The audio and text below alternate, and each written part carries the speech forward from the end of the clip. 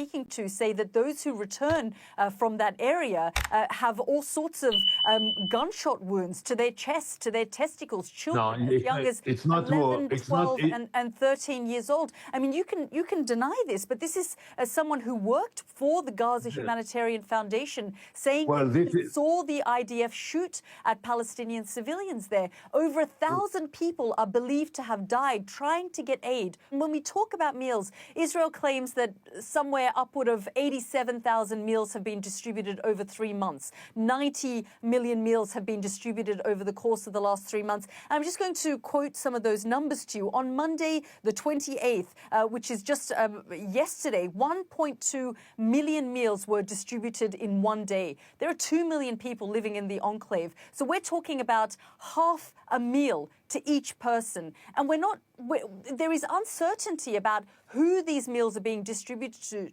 to and whether the most needy are getting these meals, because there is no measure in place. There are no large organizations trying to distribute these meals. You're just relying on the Gaza Humanitarian Foundation, which is being Hilda, accused of with all due respect, please allow me to answer your claims. You keep reading and misleading the audience.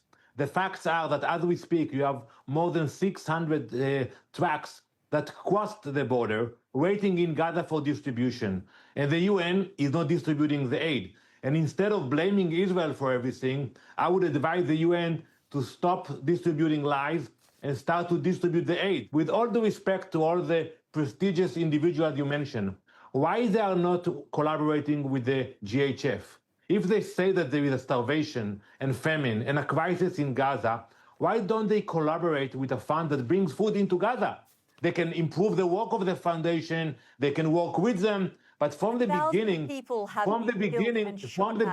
are fighting the foundation because they want to control the narrative.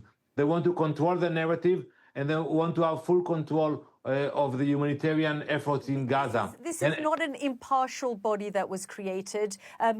Those who have been part of it, were trying to run it, have stepped aside because they say that it doesn't meet the requirements of international law, humanitarian law. Over 1,000 people have been killed, shot at, trying to get... No, that's a lie, and there is no real answer. Why people...